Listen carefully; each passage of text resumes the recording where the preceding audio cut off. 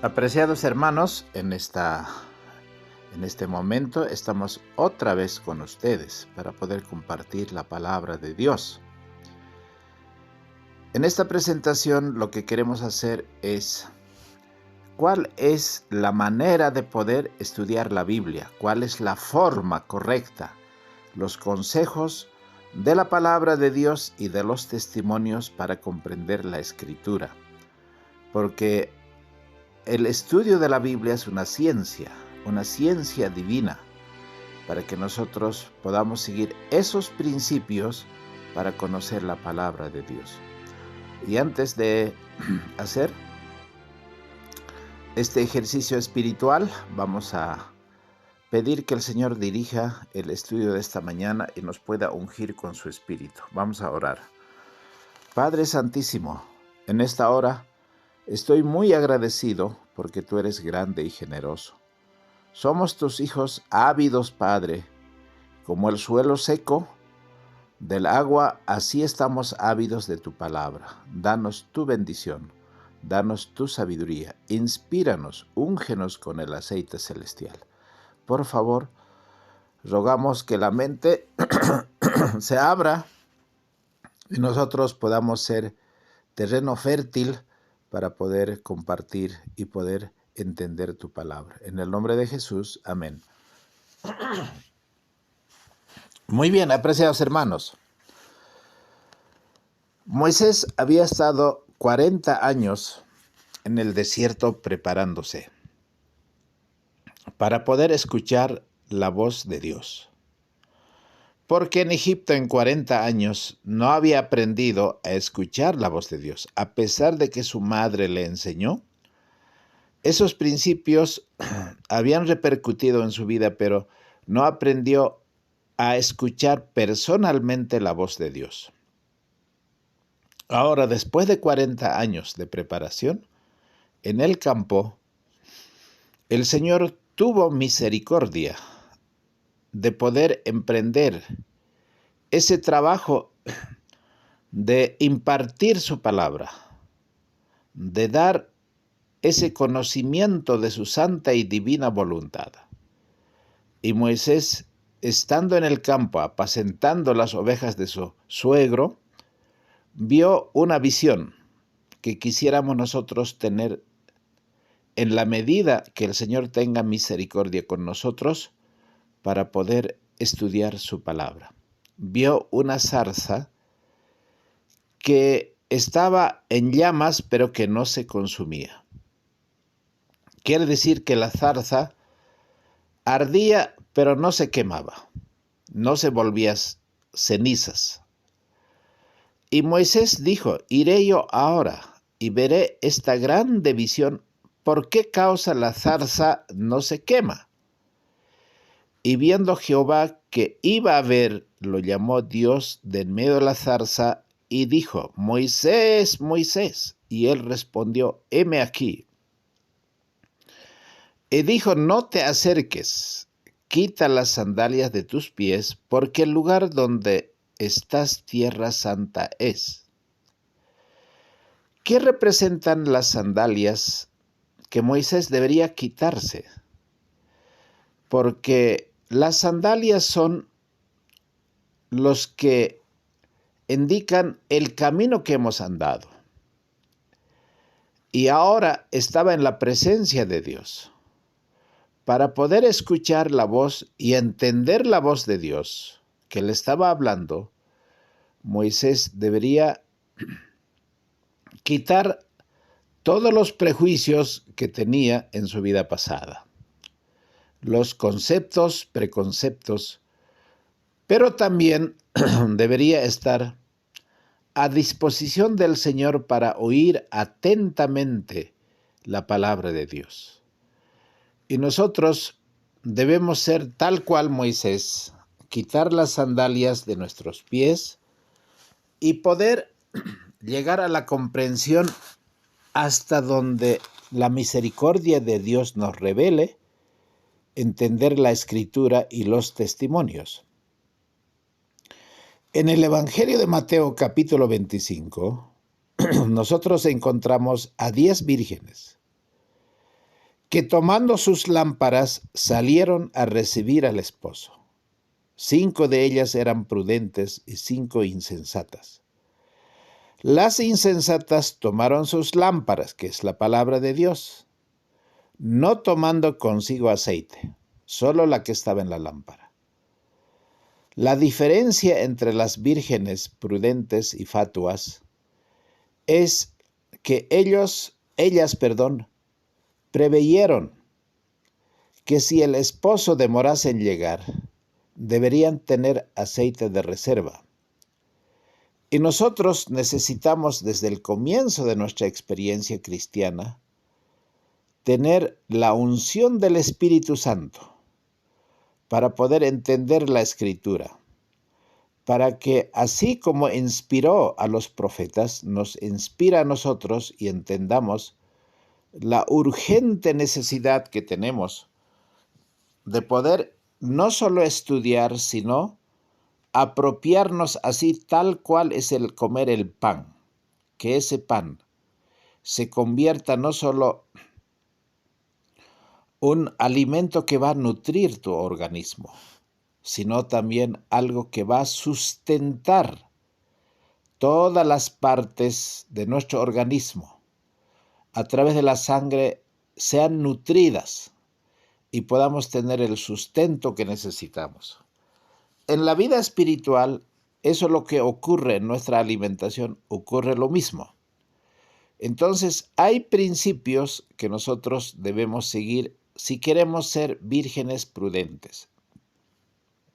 Y ese es un principio, una norma que debe seguir cada estudiante de la Biblia y los testimonios para hacer una hermenéutica correcta. Y el primer paso para hacer ese ejercicio espiritual es invitar al Espíritu Santo, porque el Espíritu Santo es el que inspiró la palabra y necesitamos nosotros el trabajo de un trabajo del cielo para que la mente se abra, así como una vez que se tiene que arar el campo y se tiene que inundar de agua para que se suavice y pueda ser sembrado la semilla que el agricultor quiere cultivar. De la misma manera nosotros debemos pedir que el Espíritu Santo llene nuestro corazón, nuestra mente, para tener un concepto que sea tan importante para comprender la Sagrada Escritura. Ahora, en ese aspecto, a mí me gustaría que podamos compartir algo que es tan importante en nuestra experiencia de vida cristiana. En Palabras de Vida del Gran Maestro, voy a leer para que ustedes puedan tener esos pasajes que nos van a ayudar a poder comprender por qué es tan importante la presencia del Espíritu Santo. Entonces, en la página 338, voy a leer desde la página 337, dice así, mis apreciados hermanos. En la parábola de las vírgenes salieron a recibir al esposo. Tenían todas sus lámparas y vasijas para aceite. Por un tiempo parecía no haber diferencia entre ellas. Tal ocurre con la iglesia que vive precisamente antes de la segunda venida de Cristo. Todos tienen el conocimiento de las Escrituras. Todos han oído el mensaje de la pronta venida de Cristo y esperan confiadamente su aparición. Pero así como ocurrió en la parábola, ocurre hoy en día. Interviene un tiempo de espera, la fe es probada, y cuando se oye el clamor, «He aquí el esposo viene», salid a recibirle, muchos no están listos. No tienen aceite en sus vasijas para las lámparas. Están destituidos del Espíritu Santo. Queridos hermanos, sin el Espíritu de Dios, un conocimiento de su palabra, no tiene valor. Porque la teoría de la verdad, cuando no va acompañada del Espíritu Santo, no puede avivar el alma o santificar el corazón. Uno puede estar familiarizado con todos los mandamientos y promesas de la Biblia. Puede tener memorizado muchos versículos. Eso es conocimiento intelectual. Pero a menos que el Espíritu de Dios grabe la verdad, el carácter no será transformado. Sin la iluminación del Espíritu, los hombres no podrán distinguir la verdad del error y caerán bajo las tentaciones maestras de Satanás. Apreciados hermanos, no seamos vírgenes insensatas, porque la clase representada por las vírgenes fatuas no son personas hipócritas, porque ellos conocen la verdad, han defendido esa verdad, son atraídos a esa verdad, pero no se han rendido a la obra del Espíritu Santo. No han caído sobre la roca, que es Cristo Jesús, y no han permitido que su vieja naturaleza fuera quebrantada.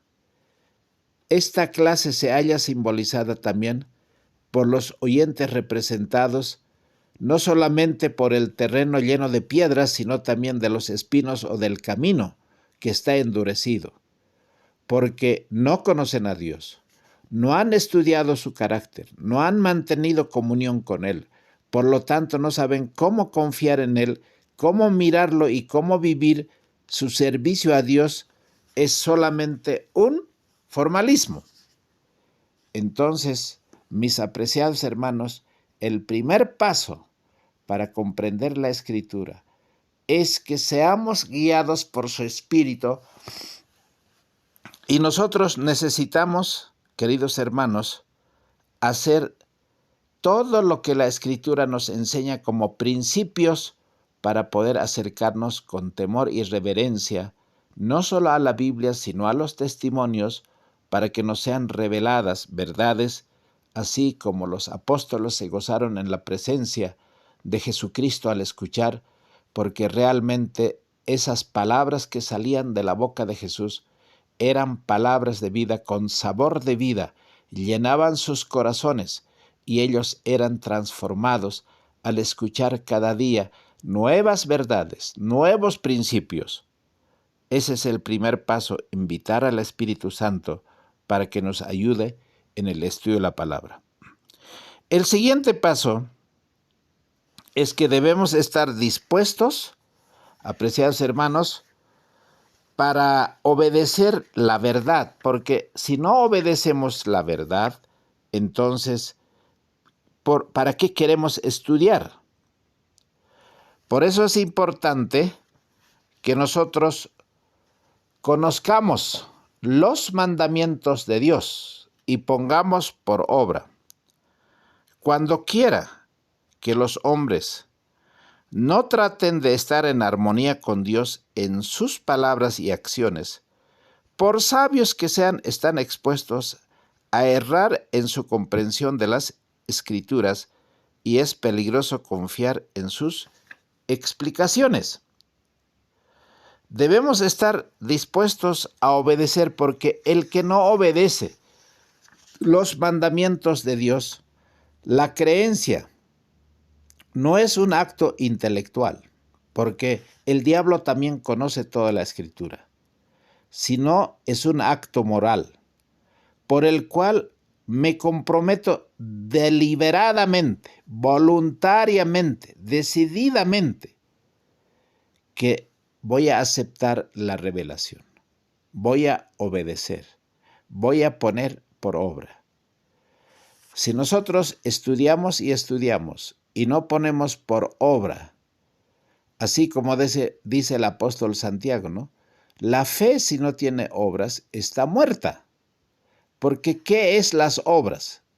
Lo que hay en el corazón, lo que hay en el pensamiento, el deseo son las obras. Una planta, así como la higuera estéril, solamente tiene follaje, tiene hojas y no tiene fruto. Hermanos, Jesús maldijo a la higuera estéril porque no lleva frutos. Llevar frutos significa tener el carácter de Cristo. Significa los frutos del Espíritu Santo. Esa paz, ese gozo, esa paciencia, ese amor de Cristo se va a manifestar en la medida que nosotros obedezcamos, así como cuando comemos. Hermanos, cualquier alimento debe ser digerido y debe ser parte de nuestro organismo. De la misma manera, la palabra de Dios tiene que ser parte de nuestra experiencia cotidiana, en cada momento. Debemos estar conscientes de que estamos comiendo la palabra y vamos a obedecer, hermanos, taxativamente, implícitamente la palabra de Dios. Ese es el segundo paso tan importante que necesitamos comprender. Debemos estar dispuestos a obedecer la palabra de verdad. Tercer paso. Debemos tener una mente abierta, incluso preparada para renunciar a opiniones sustentadas previamente. Porque si nosotros nos cerramos y decimos, yo conozco toda la verdad y no necesito conocer más, hermanos, estamos haciendo algo que no es correcto en nuestro conocimiento, en la investigación, en el estudio, en el escudriñamiento de la palabra de Dios. Entonces, en ese aspecto, voy a leer una cita que está en Testimonio para los Ministros, la página 105. Dice, no podemos sostener que ninguna posesión, una vez adoptada, ninguna idea, una vez defendida, no habrá de ser abandonada en circunstancia alguna. Hay solamente uno que es infalible. Hermanos, esas verdades que vamos a ir conociendo necesita una mente abierta, incluso preparada para renunciar a opiniones que hemos sustentado por mucho tiempo. Por ejemplo, en 1888, cómo el movimiento adventista, hermanos, echó un viraje para llegar al legalismo completo, de que no entendieron el mensaje de justificación por la fe que Jones y Waggoner estaban predicando. Hombres de semejante conocimiento, de semejante experiencia, estaban aferrados, hermanos, cuando Jones y Waggoner, tomando el libro de Gálatas, dijeron qué implicaba la ley en Gálatas. Ellos tenían un preconcepto que jamás quisieron renunciar y no renunciaron hasta se oponieron abiertamente a Jesús, lo mismo que los fariseos en el tiempo de Jesús. Ellos tenían preconceptos que no estaban dispuestos a renunciar de ninguna manera. Esas eran las tradiciones y todo lo que ellos tenían como máximas, las enseñanzas de los hombres. Es el paso 3, tener una mente abierta, incluso preparada para renunciar a opiniones sustentadas previamente. Muy bien. Ahora, quiero llegar a un paso muy importante. Deberíamos anticipar el descubrimiento de otras verdades nuevas. Jesús dijo algo que el apóstol Juan repitió. En el libro de Primera de Juan, capítulo 1, en su carta universal, el apóstol Juan dijo lo siguiente en el versículo 7. Hermanos, no os escribo un mandamiento nuevo, sino el mandamiento antiguo que habéis tenido desde el principio. El mandamiento antiguo es la palabra que habéis oído desde el principio. Y otra vez os escribo un mandamiento nuevo, que es verdadero en él y en vosotros, porque las tinieblas han pasado y la luz verdadera ya alumbra. ¿Por qué un mandamiento viejo puede ser un mandamiento nuevo? ¿por qué Jesús dice, un mandamiento nuevo os doy? Y quizá nuestros hermanos evangélicos dicen, nosotros vivimos en el mandamiento nuevo y no en el mandamiento antiguo. Porque las verdades que Jesús predicaba, todo parecía nuevo. Y todo lo que los escribas y fariseos predicaban, todo parecía viejo, insípido. Es como comer un pan duro. Porque lo que Jesús predicaba era palabras de vida, que salían frescos en la palabra de la boca de Cristo. En su enseñanza, Cristo presentó esas viejas verdades de las cuales Él mismo era el originador, porque Él inspiró a todos esos profetas comenzando desde Moisés. Verdades que Él había hablado mediante patriarcas y profetas, pero ahora arrojaba sobre ellas una nueva luz. Cuán diferente aparecía su significado cuando Jesús lo explicaba, porque traía una raudal de luz espiritual. Y Él prometió que el Espíritu Santo iluminaría a los discípulos, que la palabra de Dios estaría siempre desenvolviéndose ante ellos. Podrían presentar sus verdades con una nueva belleza. Hermanos, no existe eso de que yo ya sé todo, a mí nadie no me va a enseñar. Y esta es mi posesión, aquí nadie me va a mover. Hermanos, si es verdad, la verdad no necesita ser defendida. La verdad necesita ser vivida. Desde la primera promesa de redención fue pronunciada en el Edén, cuando esos apóstoles que iban camino a Emaús regresando a casa, el entendimiento de ellos fue abierto, porque antes estaban ciegos. Y cuando Jesús les explicó, aunque ellos no reconocían, esas verdades que están registradas en el libro de Lucas, capítulo 24, estaban maravillados con una comprensión tan clara de lo que sería la vida del Mesías, lo que había pasado en la cruz toda la semana de la pasión. Entendieron esas verdades de redención con una nueva comprensión, aunque viejas, son siempre nuevas, y revelan constantemente una gloria mayor y un poder más grande al que busca esa verdad. Y tú y yo estamos invitados por el Señor, cada día, en cada momento, a arrodillarnos delante de Él y decir, Señor, muéstrame tu voluntad, enséñame la belleza del Evangelio. Quiero comprender las Escrituras y quiero vivirlas. En cada época hay un nuevo desarrollo de la verdad, un mensaje de Dios al pueblo de esa generación, porque esa verdad presente en cada época ha ido desarrollándose para nuestro enriquecimiento espiritual, y nosotros hoy somos participantes de poder desempolvar esas tradiciones y costumbres e interpretaciones humanas para que hoy sea descubierto la verdad y podamos gozarnos por encontrar más joyas. Las viejas verdades son todas esenciales. La nueva verdad no es independiente de la antigua verdad, sino un desarrollo de ella. Es únicamente comprendiendo las viejas verdades cómo podemos entender las nuevas. Cuando Cristo deseó revelar a sus discípulos la verdad de su resurrección, comenzó desde Moisés, de todos los profetas, en Lucas 24:27. Pero esa luz que brilla en el nuevo desarrollo de la verdad, la que glorifica lo viejo, aquel que rechaza o descuida lo nuevo no posee realmente lo viejo.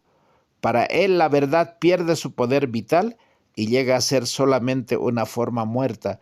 Por eso los sermones, las enseñanzas, las verdades que nosotros compartimos aparentemente no es nada atractivo, no es nada nuevo. Hermanos, el Señor dijo, si vosotros creyeseis a Moisés, creeríais también en mí, porque Moisés de mí escribió. Por ende, no hay verdadero poder en su enseñanza, ni aún en el Antiguo Testamento, porque muchos de los que pretenden creer, enseñar el Evangelio, caen en un error también parecido. Ponen a un lado las escrituras del Antiguo Testamento, de las cuales Cristo declaró: ellos son los que dan testimonio de mí. Al rechazar el Antiguo Testamento prácticamente, rechazan el Nuevo, pues ambos son parte de un todo inseparable. Ningún hombre puede presentar correctamente la ley de Dios sin el Evangelio, ni el Evangelio sin la ley. La ley es el Evangelio sintetizado, y el Evangelio es la ley desarrollada. La ley es la raíz, el Evangelio su fragante flor y fruto, que se va a manifestar en nuestra vida. Me gustaría seguir espaciándome en esto, pero como el tiempo es corto y estamos aprendiendo cómo debemos nosotros participar de un descubrimiento de nuevas verdades, por tanto, no puedes encerrarte y quedarte y decir: hasta aquí llegamos y de aquí nadie me mueve. Pero por otra parte, como otro punto importante, debiéramos esperar luz nueva que armonice con esas verdades antiguas, como acabamos de decir. Ahora, hay algo más que me gustaría compartir con ustedes, la palabra de Dios, que en cada época, así como hay un nuevo desarrollo de la verdad, aunque autores excelentes y talentosos hayan dado a conocer verdades maravillosas y hayan presentado mayor luz a la gente, todavía en nuestros días encontraremos más luz, más verdades. El libro de Apocalipsis debe ser estudiada con la inspiración del Espíritu Santo para encontrar más joyas, porque la palabra de Dios es cual cofre. En el libro de Daniel, en el libro de Romanos, en el libro de Gálatas, en los Evangelios, en el libro de Hebreos, qué maravillosas cosas, verdades tenemos que pueden transformar nuestra vida y podamos ser fuentes de agua viva, que corrientes de agua viva puedan saltar de nosotros, para que al compartir la palabra de Dios nosotros no podamos ser solamente aquellos que suenan como una lata y no dan vida. Una interpretación puede estar equivocada si está acompañada de un espíritu que no es semejante al de Cristo, porque si pedimos al Espíritu Santo, va a haber el mismo espíritu que había en Cristo. En el contexto de la Asociación del Congreso de la Asociación General de 1888, Elena White escribió a los que todavía tenían una actitud antagonista hacia esos predicadores que eran Jones y Waggoner. Ella dijo, en una carta que fue dirigida en 1890, estos testimonios del Espíritu de Dios, los frutos del Espíritu de Dios, no tienen peso a menos que reciban el sello de vuestras ideas sobre la ley en Gálatas. Siento temor de vosotros y de vuestra interpretación de cualquier pasaje de la Escritura que ha sido manifestada con un espíritu no cristiano como el que vosotros habéis mostrado, y que me ha costado tanto trabajo innecesario. ¿Por qué tanta oposición? Hermanos, en el tiempo de 1888, en el mensaje de justificación por la fe, esos grandes hombres estaban totalmente atrincherados, así para decir: de aquí no nos vamos a mover, no vamos a cambiar. Y estos muchachos que eran jóvenes, Jones y Waggoner, no nos van a enseñar a nosotros porque somos viejos, nosotros conocemos esas verdades y nadie nos va a mover. Y Elena White dice, esa posición que ustedes tienen no proviene de Dios. Hoy día esa es una experiencia similar que se está viviendo, porque uno dice que nosotros ya conocemos esas verdades que fueron reveladas a la mensajera del Señor era para aquella época de Luis XV, aquella época de la era victoriana. Bueno, se menosprecian los testimonios, porque nosotros supuestamente vivimos en un tiempo de luz, donde hay tantas verdades que dejan las escrituras o cuestionan las escrituras como la alta crítica y rechazan los testimonios y dicen nosotros hemos encontrado verdades tan maravillosas que son solamente libros de aquellos hombres que ni conocen los testimonios, son libros de pastores evangélicos que están ocupando el lugar en los seminarios teológicos para poder exaltar el conocimiento de la inteligencia humana y no de la palabra de Dios. Por eso, Elena White dijo, ustedes me han dado un trabajo innecesario, que vuestra cautela se ejercite mostrando temor, no sea que estéis cometiendo el pecado contra el Espíritu Santo. Siento temor de cualquier aplicación de las Escrituras que necesite tal espíritu, lleve tal fruto como el que vosotros habéis manifestado. Hermanos, el Señor nos tiene que librar de esa actitud, de esa condición, para no cometer un pecado tan terrible. Ahora, para ir terminando, también la sierva del Señor vio problemas adicionales que pueden surgir cuando uno pregunta, ¿cómo habla ese Dios infinito, infalible, a hombres y mujeres falibles que somos finitos, a los profetas y también a nosotros? ¿Cómo puede una persona, muchos años después de la aparición de un profeta, entender sus mensajes divinamente inspirados que han sido escritos centenares o aún miles de años antes? O sea, ¿cómo puede ser tan fresco los escritos de Moisés? ¿Cómo puede ser tan fresco los escritos de esos profetas, 600, 700 años como eran, el de Isaías, Jeremías, Ezequiel? Hermanos, ¿cómo podemos nosotros tener esa frescura de la palabra? Quizá en ese aspecto es importante entender que por más difícil que parezca creer, Dios no dictó palabra por palabra a esos profetas. Porque el Señor cuando revela, cuando inspira, utiliza, hermanos, el conocimiento de ese profeta en su contexto cultural, en el tiempo en el que vive, las palabras que él conoce en su léxico, el nivel educativo que él tiene, así como dijimos en las presentaciones anteriores, cuáles son sus emociones, sus sentimientos.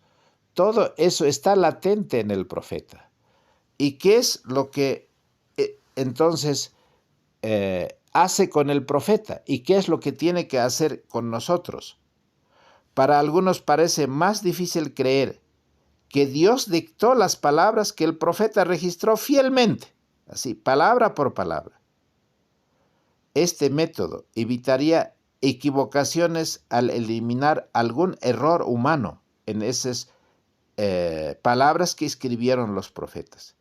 Para otros, este método del dictado no solo ignora la realidad, sino que abre la puerta innecesariamente para una enorme lista de problemas que desacreditan lo que Dios ha estado tratando de hacer. Es importante, ¿qué es lo que inspira al Señor? La sierva del Señor identificó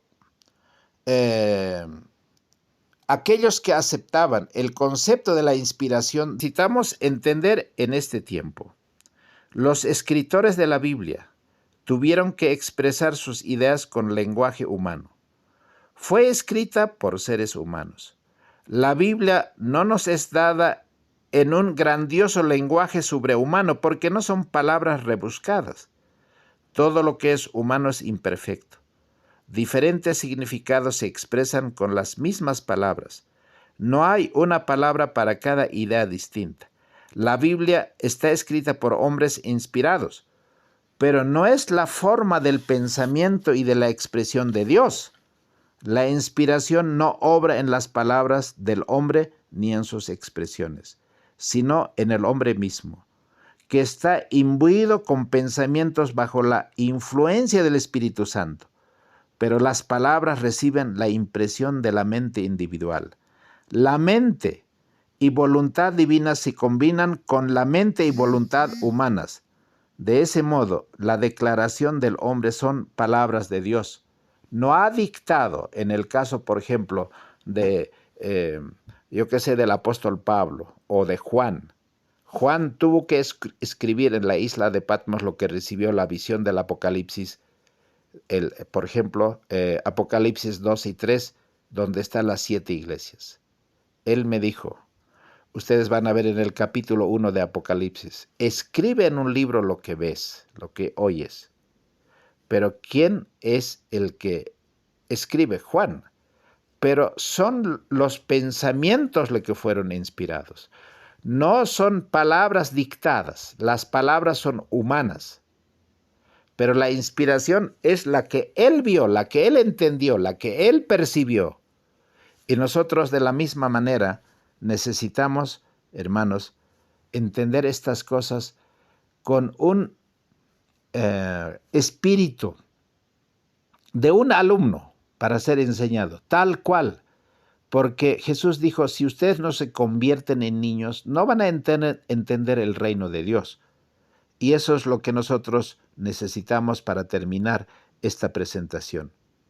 ¿Qué conclusión podemos sacar de este conocimiento de la enorme diversidad de expresión y lógica tan diversa como el número de escritores que hay? Porque un profeta puede destacar un aspecto tan importante que le pareció porque la mente de él fue inspirada. Pero así como en los evangelistas, son diferentes maneras de expresar una misma escena, una misma revelación. Por eso es importante que nosotros podamos también, en nuestro concepto, ya sea en nuestro lenguaje, el español o el inglés, ellos tienen distintas culturas y nosotros también, pero en ese lenguaje vamos a extraer la palabra de Dios de la inspiración y de los testimonios en la medida que nosotros estemos dispuestos a poder ser guiados en ese estudio para comprender en nuestro contexto y en nuestra condición qué es lo que el Señor nos quiere compartir para que nuestra vida sea transformado a su imagen y semejanza. El estudiar la Biblia con un espíritu humilde, con un espíritu de un niño, para poder ser compartido, así como el niño Samuel dijo, habla que tu siervo oye, habla que tu siervo oye. Y guarde silencio, escucha lo que Dios está diciendo en su palabra. Deja tus preconceptos, tus opiniones preconcebidas allí en la puerta del estudio y arrodíllate delante de Dios. Cada uno de nosotros podemos arrodillarnos y allí tomar la Escritura como la palabra de Dios y los testimonios de la misma manera para decir al Señor, habla que tu siervo oye. Quiero aprender, quiero escuchar tu voz. Quiero que tú unas mi corazón a tu trono de gracia, mi mente, a fin de que yo pueda no solo escuchar, sino pueda ser un terreno fértil, para que tú siembres esa palabra en mi alma, a fin de que hayan frutos de arrepentimiento, frutos de conversión, frutos de santidad, frutos de compromiso con el Evangelio eterno que el Señor nos ha mostrado en esta generación. Apreciados hermanos, qué belleza en la Biblia, qué hermosura la Escritura, cuán inspiradores son los testimonios y cobra vida cada palabra, más luz, más verdad, más gusto hay en poder comprender la Escritura. Estos son algunos de los principios en la hermenéutica de la comprensión de la Escritura que quería compartir para que vayamos avanzando, que no solamente hoy necesitamos comprender la Escritura y no nos fue dada los testimonios como sustitución de la Biblia, así como Juan el Bautista preparó el camino para la primera venida de Cristo. Los testimonios son para preparar el corazón del pueblo para su segunda venida y para comprender la Escritura en toda su belleza y hermosura y podamos estar cada vez más arrobados, más admirados, más comprometidos, más llenos de gusto de la Escritura, de la palabra de Dios, para que nuestra preparación sea completa, a fin de que el Señor pueda sellar nuestra vida, hermanos, para redención y para vida eterna. Vamos a terminar con una corta oración. Por favor, inclinemos el rostro para orar. Padre Santísimo, cuán hermoso es la Escritura, cómo tú revelaste a los profetas, cómo inspiraste sus pensamientos. Y los profetas, aquellos apóstoles o los evangelistas escribieron lo que ellos entendieron en nuestro lenguaje, porque estaban unidos con tu mente y la mente de ellos, y nosotros de la misma manera queremos unir nuestra mente a la mente tuya para tener la mente de Cristo y poder ser inspirados en estas hermosas palabras que tú nos quieres revelar. Concédenos esa gracia tuya y inspíranos, llénanos de tu Santo Espíritu para que esta palabra tuya pueda ser palabras de vida que transformen a tu imagen y semejanza nuestra experiencia cotidiana. Pedimos todo esto en el nombre precioso de Jesucristo nuestro Señor. Amén.